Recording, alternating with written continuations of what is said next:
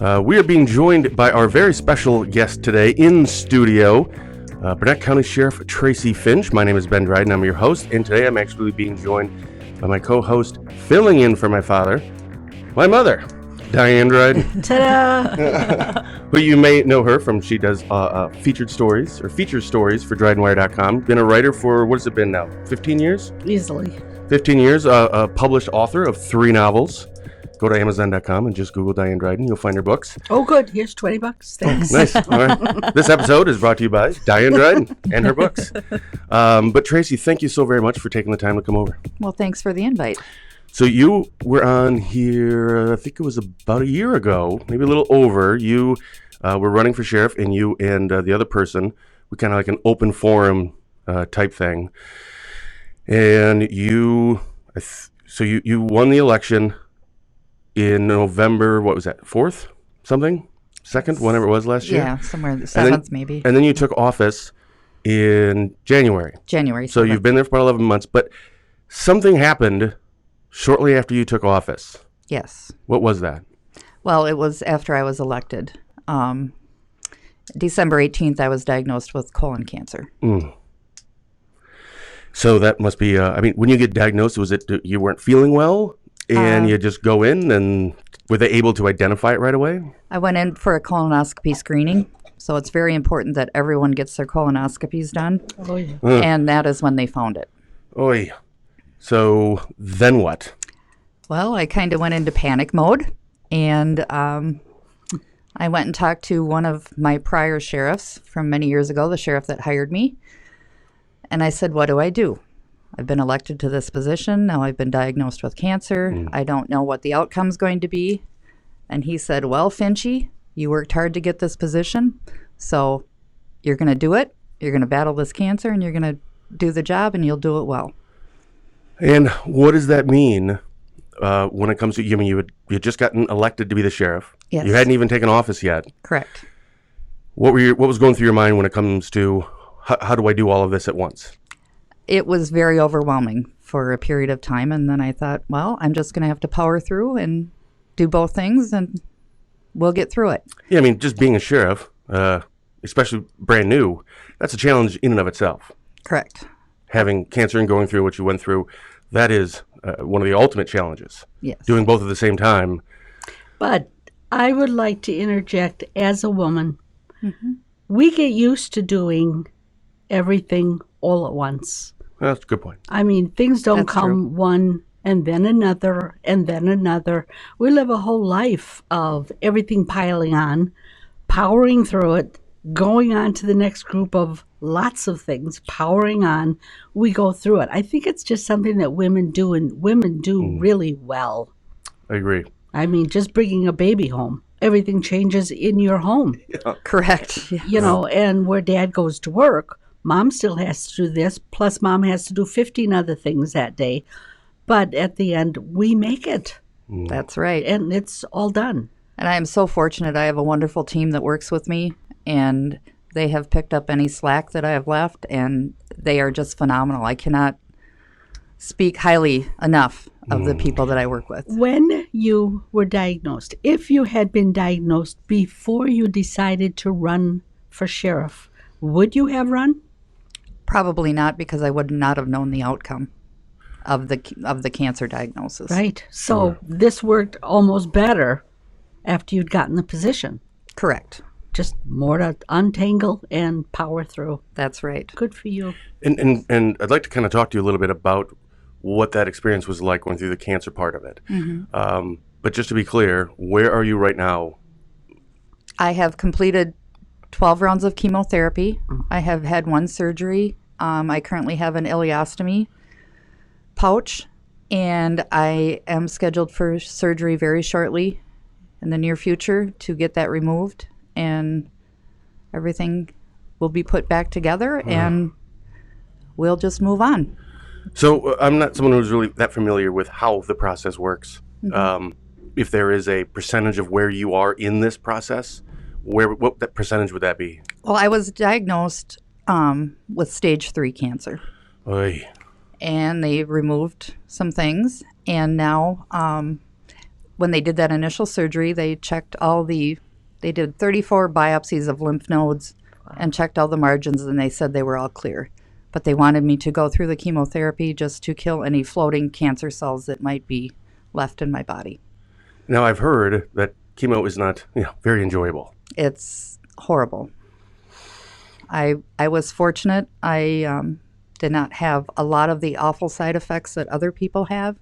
I mean, I definitely had side effects, but I had it, I believe, much easier than a lot of other people do. And right now, how is it? Are you able to work full time now? Yes. So that obviously you're on the right path, right? And you said you still have one more surgery, and it's going to be scheduled soon. Correct. And then your doctor is saying right now, this is all looking very, very good. Yes. Or is there still some pretty big concerns? No, he said it's all looking very, very good. Obviously, I'll have to be scanned periodically after the surgery just to make sure that it didn't relocate or come back. So when you're going through this and then being the sheriff, obviously you told your deputies. Yes. And I don't recall at the time, I think your chief deputy, shortly after you were there, I think he went somewhere else or took another job or something. So I think you may have had like a little gap there. So it wasn't actually a chief deputy that had been there a long time, et cetera, that don't worry about it, Sheriff. I got you. Correct. So what challenges did that present? It did present some challenges, but I appointed a very experienced detective who to chief deputy position, and he does a phenomenal job. And I have so many good people that just pick up the slack. I have great office staff that take very good care of me and the department. So I'm very, very fortunate. My goodness. So when this is now, it sounds like you're getting better. I mean, I don't know if that's really the word that you use here, but kind of getting back into the regular. Now it's almost like you're now becoming the full-time sheriff that you were originally expecting to be right away. But of course, because of the cancer, it takes you away from work a little bit.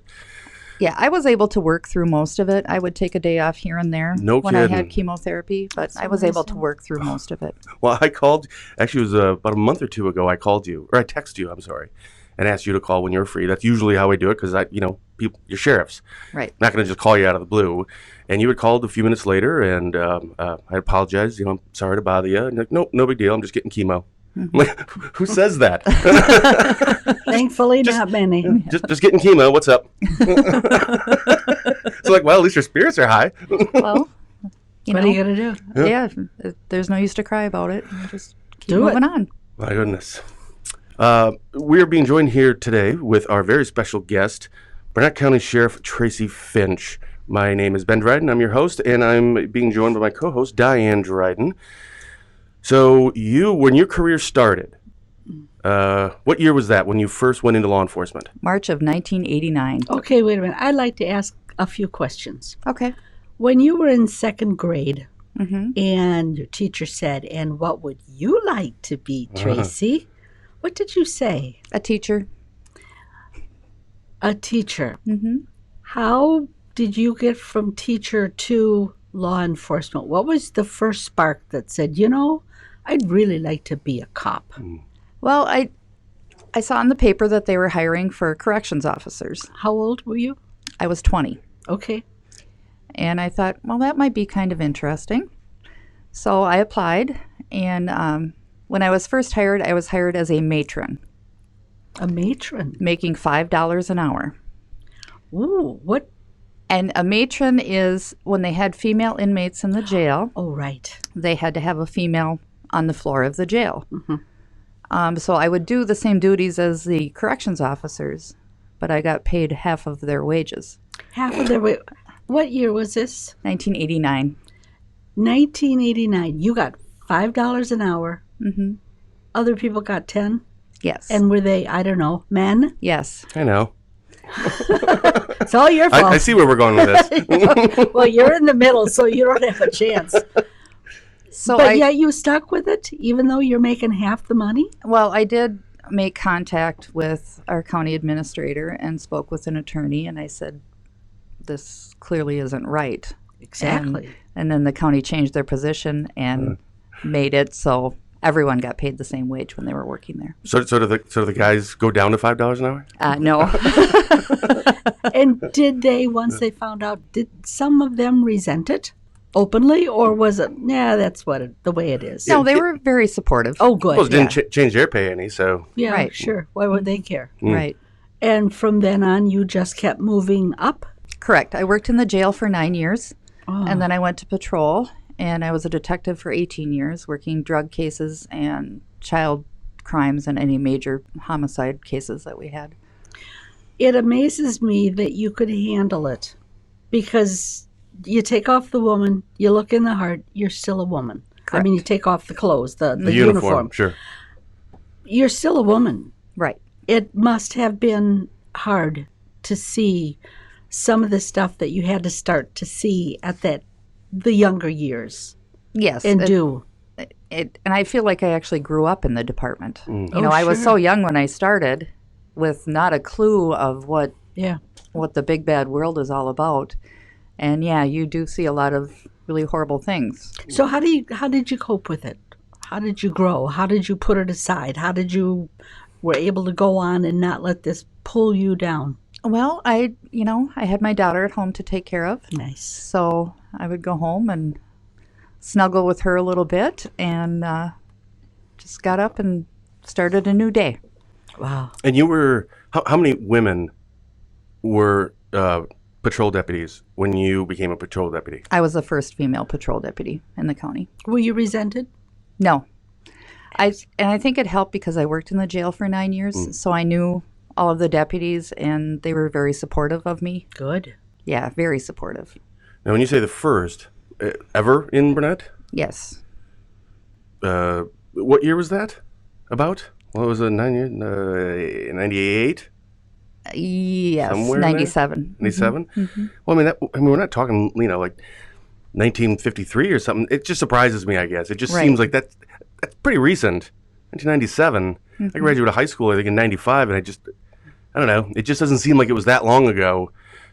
And to find out that there wasn't any female deputies before in Burnett County ever, Right. it just seems a little odd. Well, look at this. It's 2019.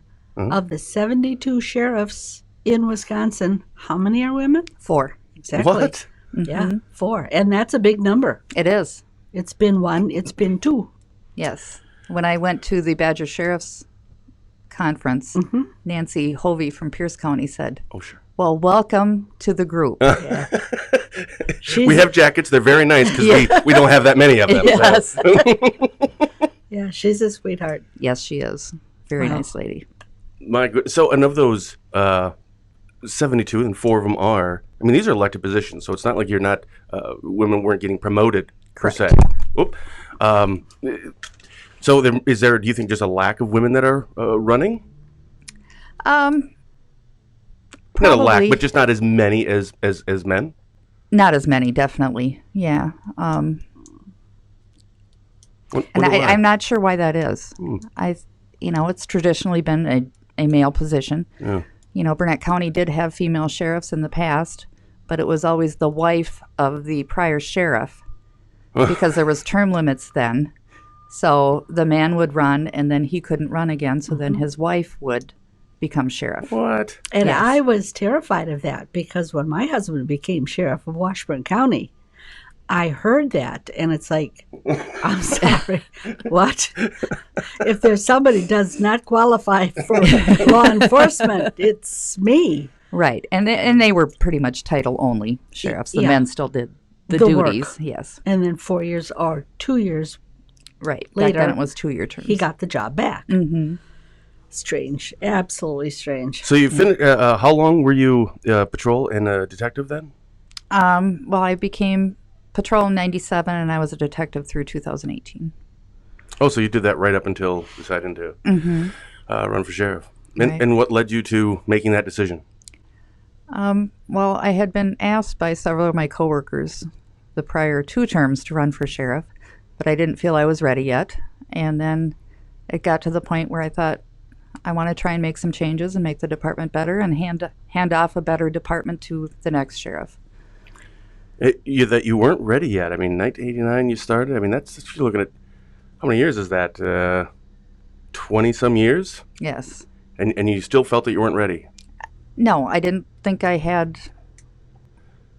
I don't know if it's the maturity level or confidence enough in my decision-making abilities to administrate. It's a huge responsibility when you realize what a county sheriff is in charge of and the decisions you have to make that affect really unusual situations and people. Correct. You just don't go making them willy-nilly. These are things that are going to affect people. Right.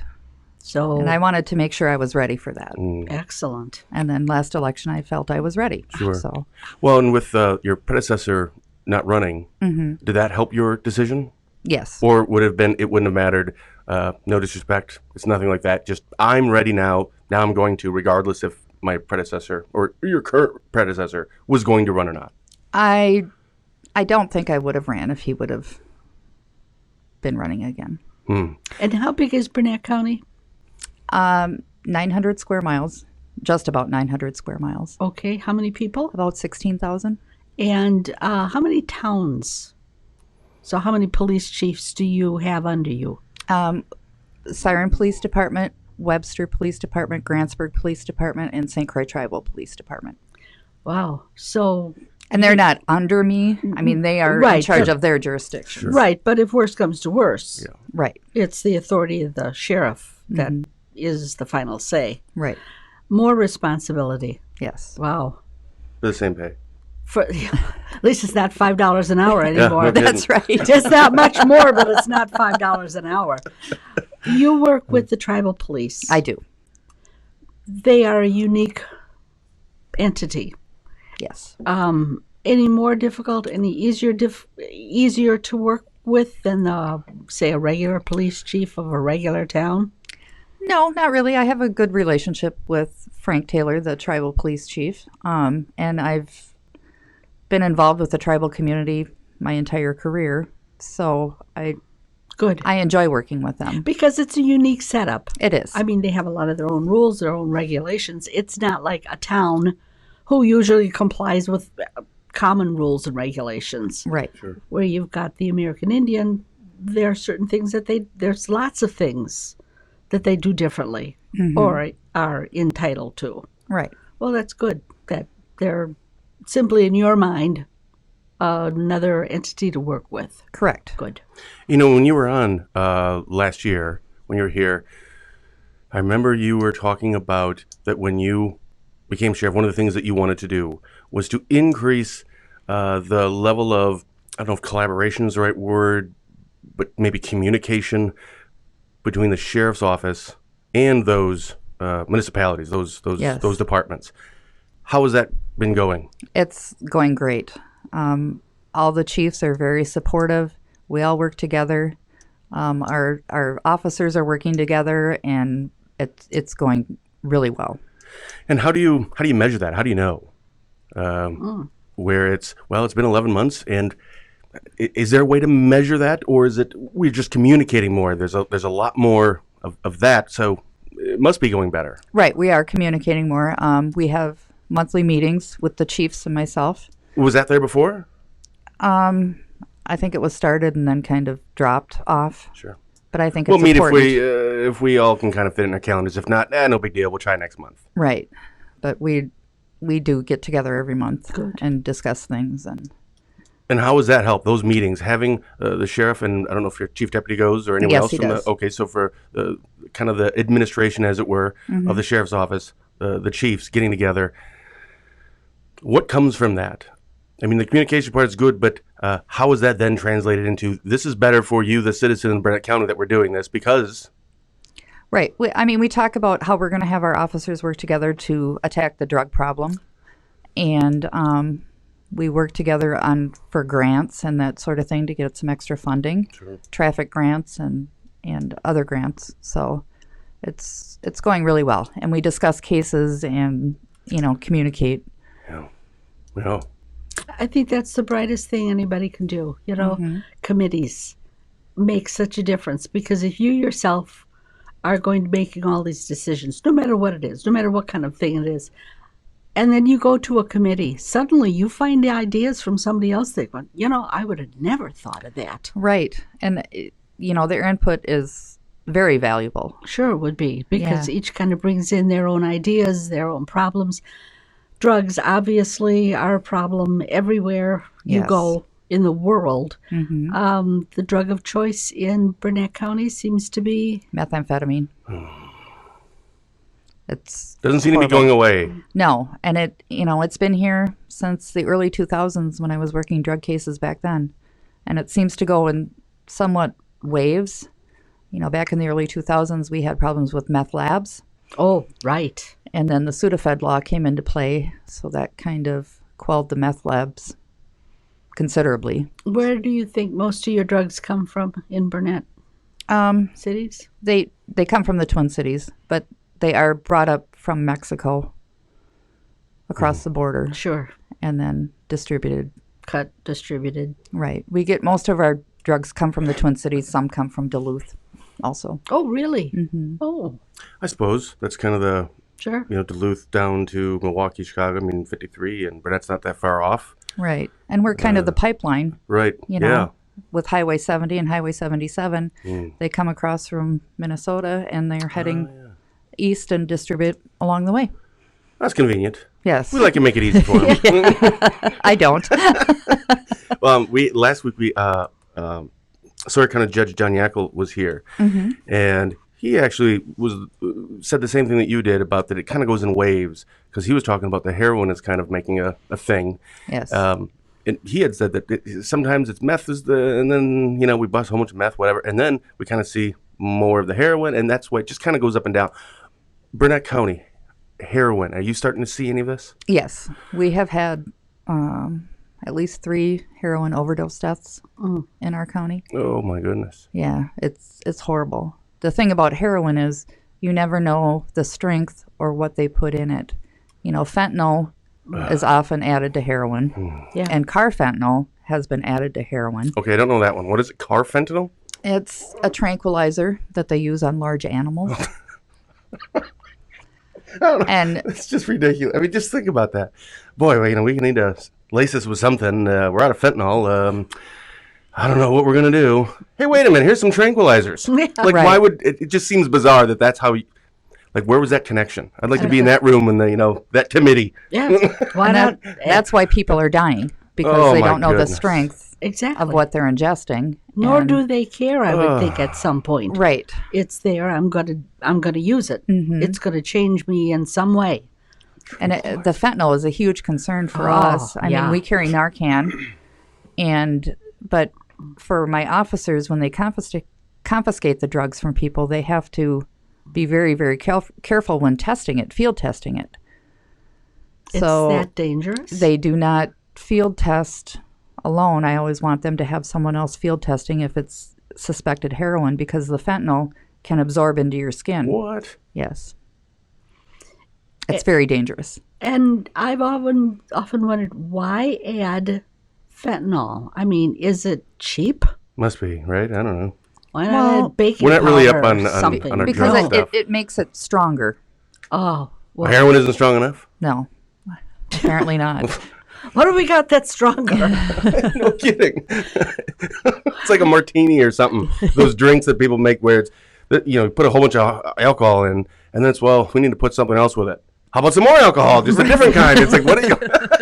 Okay. It's like, what are you doing? Sounds good to me. Yeah. Vodka isn't strong enough for you? Little of this, little of that. Right. I know. Here, taste this. Oh my goodness. Yeah. Well, that's not obviously good, especially with the 3 deaths of the overdoses, and we're hearing a little bit more about that too. We're starting to see it around a little bit more. Mm-hmm. And first time I think I heard of fentanyl, I think it was fentanyl, was when Prince died. Yeah. Mm-hmm. I think that's what it was, wasn't it? Wasn't it fentanyl? Yeah. I think it was. And I'm like, what in the world is fentanyl? Nobody knew. I didn't. Right. Nobody knew. No. And then suddenly everybody knows. And how do you get fentanyl? It's prescribed by a doctor. If you're a bad guy, don't listen if you're trying to get it. It's prescribed by a doctor. A lot of times people get fentanyl patches for back pain. Okay, I was just going to ask, what is it actually for? Yeah. Pain? Yes. Oh. Is it pill form? Most of the time it's patches. Really? Yeah.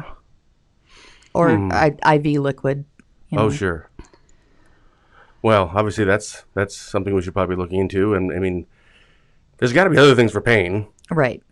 And if it's having this much of an issue, have you heard of any discussion regarding maybe we should be looking at this as a, I don't want to say outlaw or ban it, but maybe something along those lines? Well, it's just like any other pain medication. You know, we've had issues with the Percocet and the OxyContin and the oxycodone and the Vicodin, and it's just a higher dose of pain medication. Sure. So you could ban this one thing. Well, no big deal. We'll find something else to put in there. You can't start banning everything. Right. You know, a lot of people walking around with pain. It's all opioids, you know, narcotics. Right. So. And when you run out of doctors, you find the guy down the block. Exactly. True. So who cares? Right. It relieves my pain. It makes me feel good. Right. Yeah. What a trap. It is. How sad. And a lot of these things, the meth and the heroin and the drug cases, it takes a lot of time. Isn't just pulling someone over and you find some meth, which I'm sure that happens, but the investigations take longer. They do. This isn't the investigations. We've had chiefs on, we've had sheriffs on, and they have stated that this isn't, you know, a 1 hour thing where you just arrest someone, write a report, done. Right. It It's takes months a long time. into years sometimes. So that is a segue into how's the staffing over there? Well, I have appointed Michael Antone as our drug detective in June, and he's doing phenomenal. He's done at least 12 search warrants with working collaboratively with the police departments, and he's really doing an excellent job. Was he there before? Yes, Is he was a deputy before, Okay. and he's doing phenomenal. How many people do you have working for you? There's 17 total, 17. including myself. Okay. So And I think when you were here last year, you had stated that there were, I think there was currently, maybe it was shortly after you became sheriff and we had talked, 4, maybe 5 open positions? Correct. It was something along there, wasn't it? we had 4 open positions. 2 people left, and then with appointments So that'd be and 6 total. I mean, or those, promotions, I've hired 5 deputies so far. holy cow.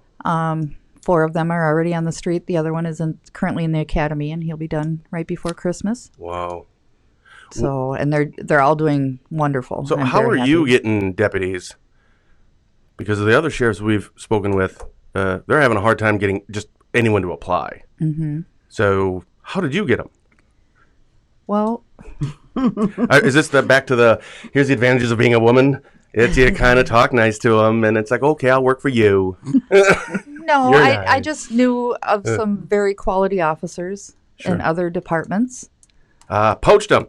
Good idea. Yes, that's No. Hey. She networked. Recruited. There you go. Yeah, right. exactly. Networking. We did it Women- all the time in the business world. It's like, hey, they're doing great. Yeah.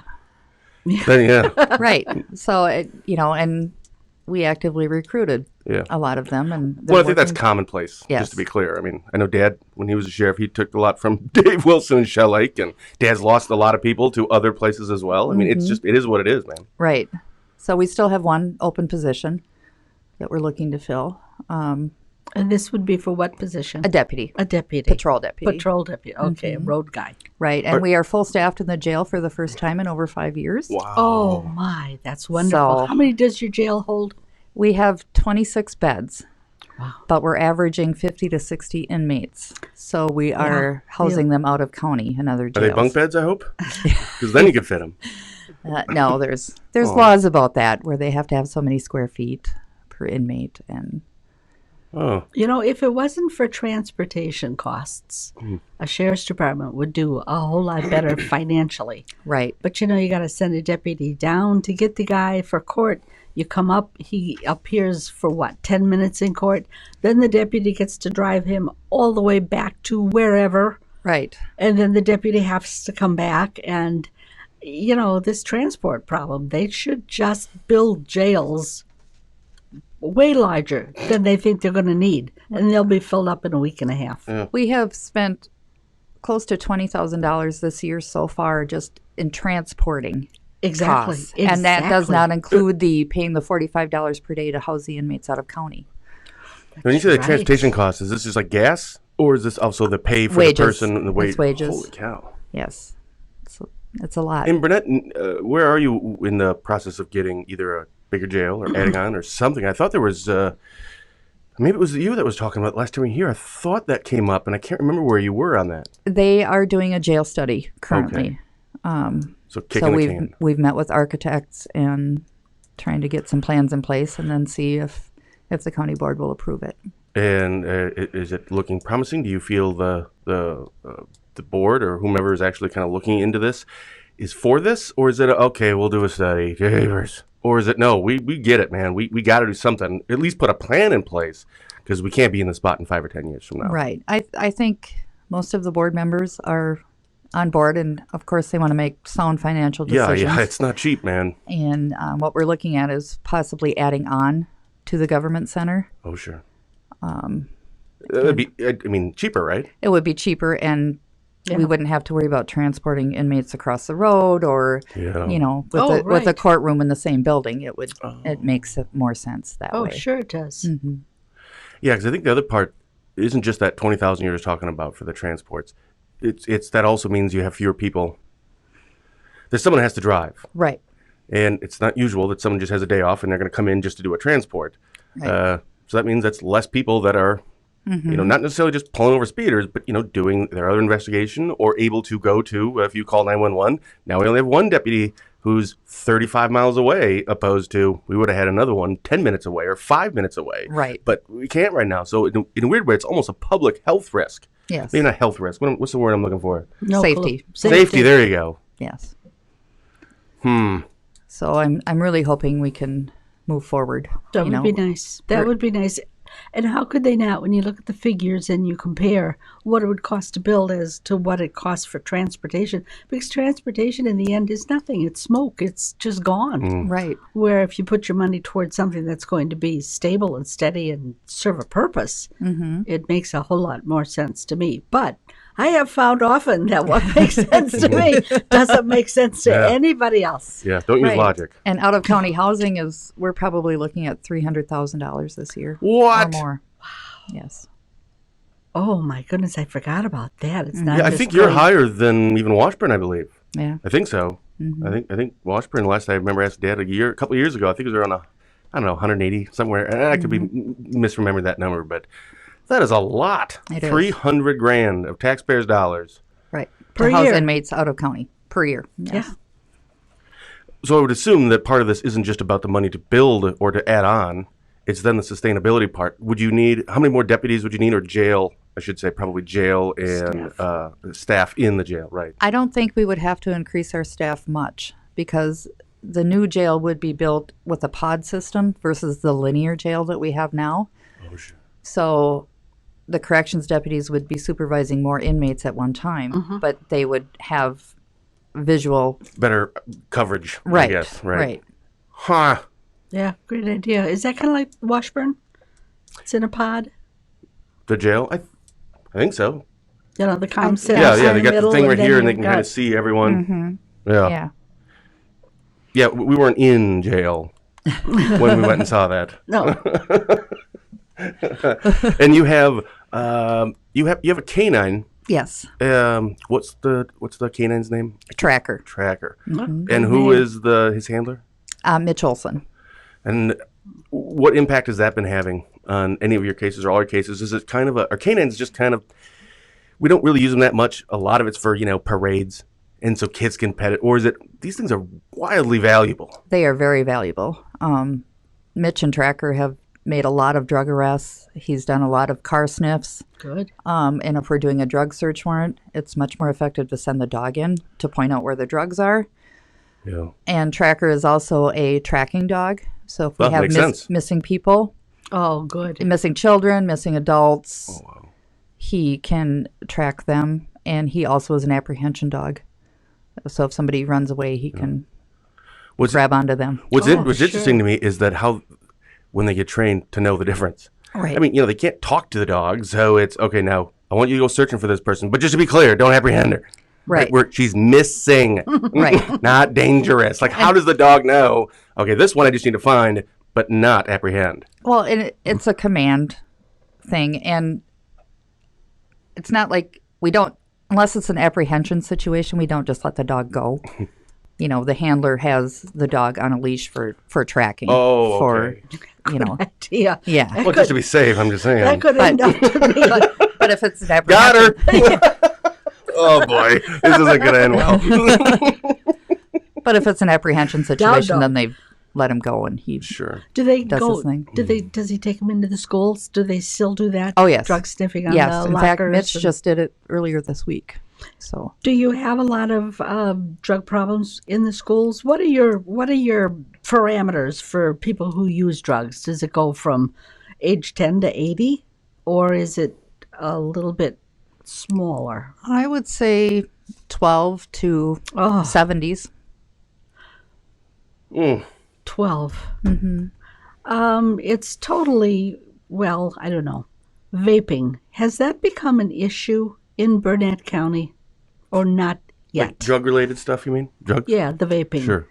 We did have one gentleman was arrested with some vaping cartridges that had THC in them. Yeah, that's what I've been hearing about lately. Right. Well, evidently they can put just about anything in those, just kind of like the drugs. Right. Add a little fentanyl, add a little whatever. Right. It's very dangerous.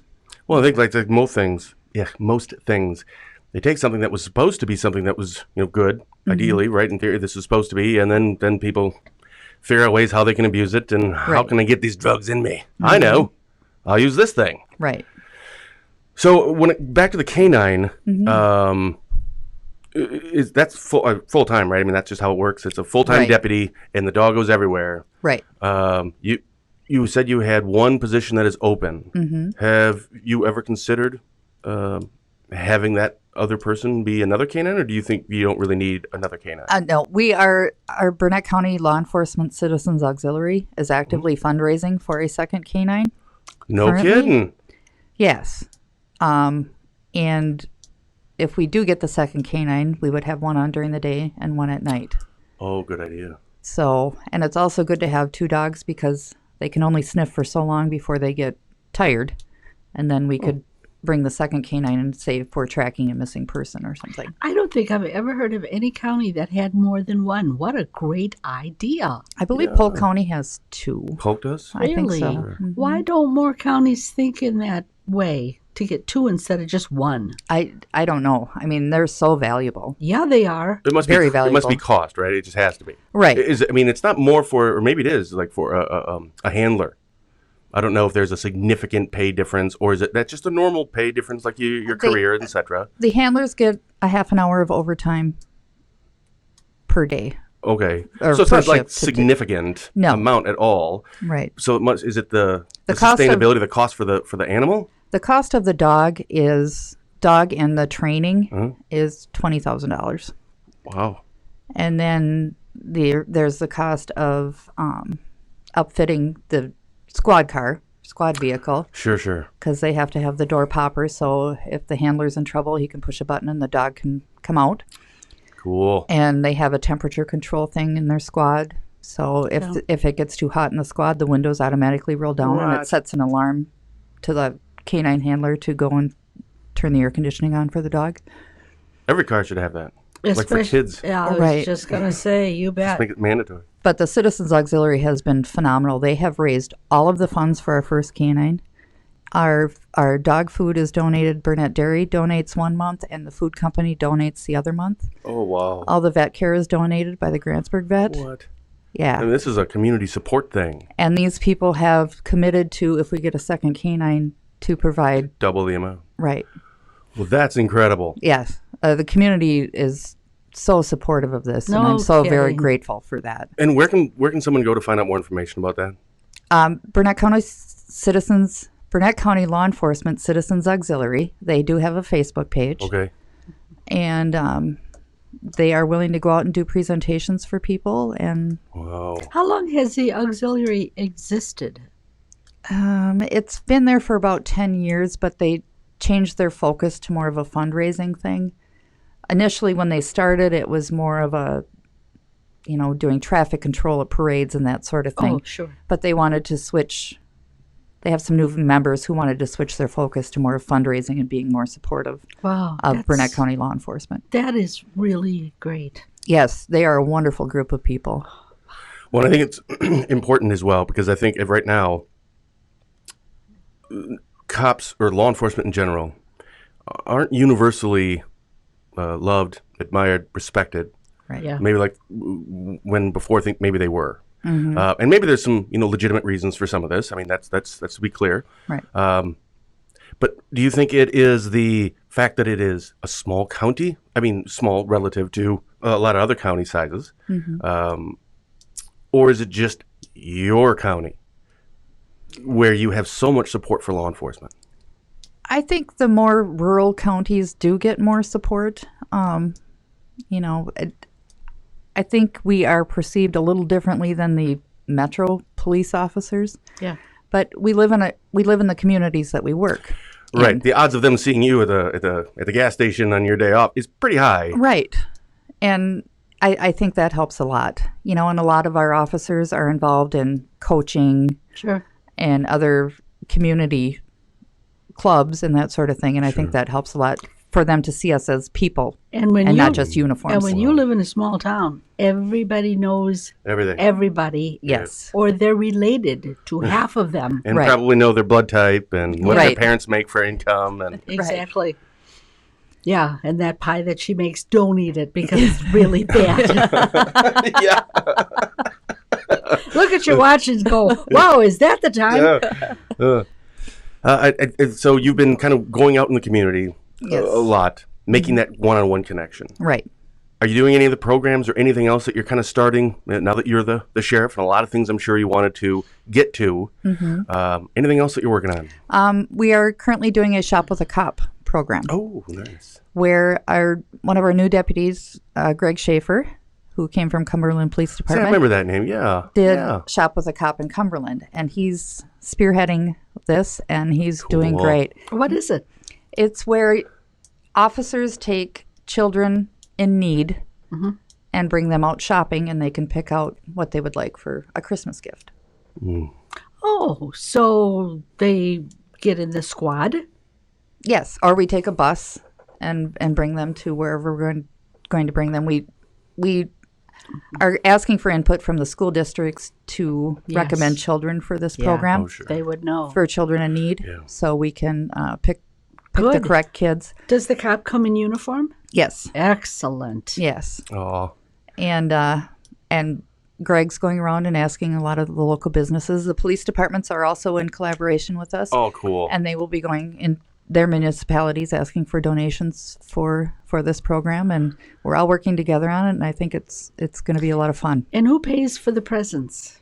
The donations from the community. Oh, that's just marvelous. Now, going through my mind thinking, well, where do you work? Which of the towns is the sheriff's office in? We're just north of Siren. You know what? I didn't even know that now I think about it. Yeah, north of We're Siren. about 2 miles north of Siren. On the way to Frederick. I think North. Frederick South. North. On the way Oh, to Webster. north. Oh, Sure. duh. Your other Oh, north. sure you are. Yeah. Yeah, We're right by the airport there in the government center. Yeah. sure. Well, I think it's important that the sheriff's office, municipalities, the departments have that connection. Yes. I think I don't know. It's almost like another form of accountability as well. We're just not here to, be the heavy, which that's part of our job. Right. But, we're human beings too, and we need to kind of show that. And in fact, I have an idea for your next year. Tell Greg after he's finished with a Shop with a Cop, do a Shop with a Felon. Nobody needs to donate any money because they'll probably just steal all this stuff. I want that, and then you just go out in the car and wait for them to come out. I get the gift, you get to arrest them, everybody wins. No? I'm They hoping. They don't have a big enough jail yet. No. Okay. All right. We'll wait for the jail. Then we're doing Shop with a Felon. Yeah, right. I'm hoping this summer that we can do a Cops and Bobbers event What is that? where officers take children fishing. Oh, cops and bobbers. Yes. Oh, that's really I cute. love it. Yeah. That's so awesome. We're going to start working on that for this summer and take some kids out fishing. But that's so healthy in so many ways Yes. that, one of the first years that Washburn County ran that Kids in Christmas, the officers would deliver the packages to the house. And they said what amazed them was these kids were scared stiff when the cop knocked on the door and their parent opened it. They had no idea they were bringing goodwill and presents. Right. It was just another visit from a cop. Who's leaving now? They're taking mom, they're taking the boyfriend, they're taking, and it's the kids, some of them really had a hard time with it. It's like, oh, wow. Yeah. Yeah. It was, Then he took the boyfriend. yeah. It's a new policy they have now. When we go to take someone and arrest them, we always bring a gift for the kid. Goodwill and all. Merry Christmas. How about us? But it's important to Yes. keep in touch with the kids. Exactly. You know, and let them know we're not the bad guys, and Yes. we're not always there to arrest people. We're there to help them as well. And I think it's also right. important for the cops, too, Right. to remember that, because you have to deal with maybe not the, you have to deal with a lot of the people in their communities that maybe aren't the favorable people, right? I mean, Right. you see people at some of their worst moments, and it's Right. some of it's just, hey, I made a mistake. Some are just, holy cow, you again. Mm-hmm. But it's also, I think, helpful to remind the cops that, you know, these are people too. We're here to help. We're part of the community. Right. We're not here just as enforcement. Mm-hmm. So I think it's also probably healthy for them to remember that. Not remember, but kind of have that reminder. Right. That, yeah, this is why we do it. We want to protect little Joe, and we want to help the mom. And Right. I think by doing these things, Yes. it's kind of a symbiotic relationship between the law enforcement and the citizens that they're in charge of, essentially, for their protection. Yeah. Years ago, the tribal police did a shop with a cop, and I went with on that. And I had a girl who was 12 or 13 years old, and the child got $100, and she said, "I've never had this much money. I don't even know what to look for."